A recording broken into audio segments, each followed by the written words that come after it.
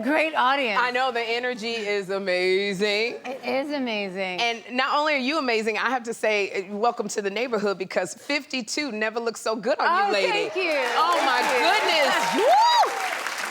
You just glow, you know, it's like inside. You glow from inside out, Padma. I appreciate it. I think it's all the grease I'm eating. But Is that what it is? The grease and the spices. But I want to say to you also, congratulations on your Sports Illustrated.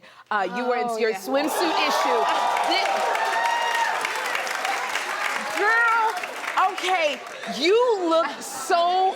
It's so many adjectives I could use. Gorgeous, sexy, stunning, amazing. Was this... Padma, was this a dream come true? It really was. I mean, honestly, I waited for the phone to ring all during my 20s and 30s when I was a model. Yeah. And it never happened. And I just thought that ship had sailed, you know, and I really didn't think about anything like this for years. Yeah. And then my publicist called and she said, guess what? And she told me, and I said, are you pranking me? I really didn't believe her. Wow. And she said, no, I'm serious, I'm serious. And so then I was happy, but I was also terrified. You know, really? I had just come off of Top Chef like a month earlier when I found out, and I only had 3 more weeks, but luckily I was going to the gym like crazy to lose weight from Top Chef. Yeah, I gained like 10 or 15 pounds a month. So, you know, I didn't really, I just got really toned. I didn't get smaller in size or anything. I always want to ask a model, because you say you were terrified. What was going through your mind in this picture where you look so sultry and smoldering? Okay, right, So, right there, I'm like, I hope I don't slide, because there's some sharp objects under my foot. There's like rocks and twigs, and I have to like suck in my stomach, but not too much. And then I have to turn, and like, it's so technical. Wow, all of that in that sexy pose right there. Yes, you are thinking about all of it, you know, because I want to look good. I don't want to be, you know. And you looked great. You looked Thank so... you. Woo! Thank you. And this is the Sports Illustrated 81-year-old Martha Stewart is also on the cover of Gives me hope. You know, and this is what I love, like 81 years old and on the cover of Sports Illustrated.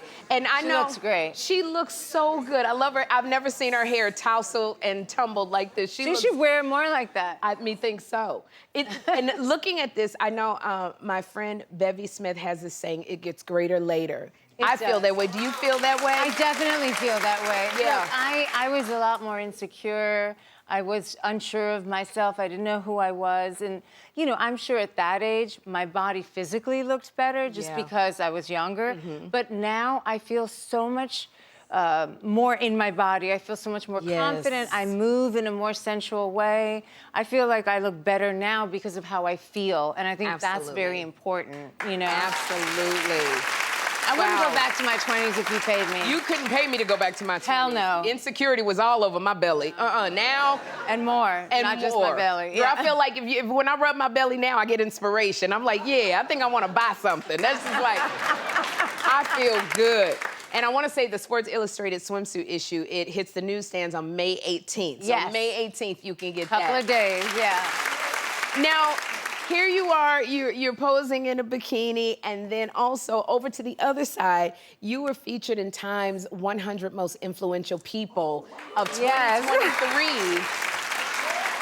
What a big honor. Like, what does that mean to you? That was surreal. I mean, that is definitely a career pinnacle for me. I have written for Time, so I've been to the event because I wrote profiles for other people, but I've never been on the list myself. And it's amazing because it's not only actors and athletes and musicians, it's also astronauts and scientists and just humanitarians, and it's such an impressive list. I really don't know what I was doing on there, but I'm glad that I made it on Did you sit, I know being there, it's like everybody's at a different table. How, you know, at your table. I had a great table. You have a good table? I had a great, look at this table. Oh my God! See, Ali Wong? Ali Wong, who I know very well. She's a close friend. Then there's Angela Bassett. Then there's Aubrey Plaza. Then there's Amy, who I also know. And then Doja Cat. Doja Cat, girl, you are at the very cool table. I was. And people kept coming to sit at our table. Oh my gosh. And I really lucked out. This was at the front of the stage. We had Gayle King over here too, and then some guy who did some documentaries on Kanye. I can't remember his name, but I think he's also equally impressive. And it was just like one lone man with all of us around. And it was such a fun night. I love the life you're living. You are so living your best life. Thank you. And you are traveling across the country on Taste the Nation. And you know, when you do that, do you learn a lot about America? I do. I mean, I learn something every day on this show, and it's very rare, you know this, to have an idea in your head for a show and then actually get to make it, you know, because our business is so collaborative. And, you know, I'm a history nerd, and I love all this local history and local culture. Yes. So it is a travel and food show, but the food is just an excuse to get to know its people. And we go into different immigrant communities, but also indigenous communities. Yes. And this season, I've also committed to doing an African-American community and an indigenous community. And we go to visit Nigerian Americans. Ooh. So let me tell you, I've been wanting to do an episode on Blackness in America. And obviously, I'm not African-American, and I can't know what it's like to stand in those shoes. But I do know what it's like to stand next to those shoes, because I've grown up. You know, thank you.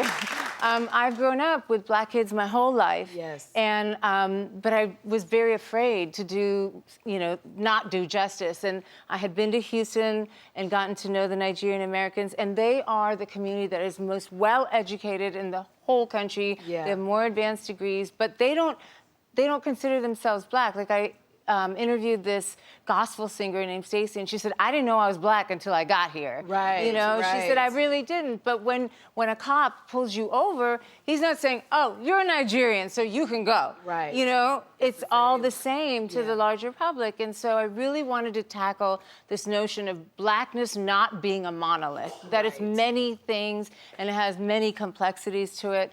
And one of my producers, Nosa Garrick, who I've had from day one, I said, I want you to do this episode. I really want to do it. She said, I'm not doing that episode. All those aunties are going to come for me if I don't get it right. And I said, that's why I want you to do this episode with me. It'll be so personal for you. And she did a great job. I think I'm really proud of this. So this is what we were seeing when we saw you with Ivana Ridgey, and you were talking about the suya, which talking about how spicy it was. And I've never had suya, and I'm looking at it going, I know you were talking to her, but I'm like, I wonder what that food, like how the Nigerian food was. It is so spicy, and I'm Indian, and it's still so spicy, but you are in luck because I brought you some suya. Oh, you brought some suya? Yes, I did. Yes, I did. Thank you, Michael. Girl. All right, this is some very fancy plated suya. Usually, you're usually standing outside. So let me put that. Yeah. I don't know why I'm putting it on my lap. It's gonna fall right here. Let me put it right here. I just want you to, luckily it matches your outfit. Yeah, it matches the outfit. I want you to be careful because it is spicy. It's Bite, really but spicy? don't inhale. Bite, but don't inhale. Don't go like that. Just chew. This is good. I wouldn't bring you something bad. I like this. Okay. All right, hold on. It builds. It builds. And, you know, it's good for you. I know, Good but for your metabolism. the spices just gotta hit. It starts slowly up in your throat, and it hits you hard. But what's in the suya? I'm trying to figure it out. Oh, my And God. I'm gonna figure it out because I'm writing the. Did they put the whole volcano in there, girl? No. This is a light dusting. The okay? light dusting of spices. Woo, it's so good and hot. But it's so great. Padma, I've admired you for so many years, and I have to say thank you. I'm so glad you finally came on the show. Thank you so much. I'm so happy for you. Thank you, and I want you to come back. We got more to talk about. Y'all, Taste the Nation is streaming now on Hulu, and the Top Chef season finale airs on June 8th.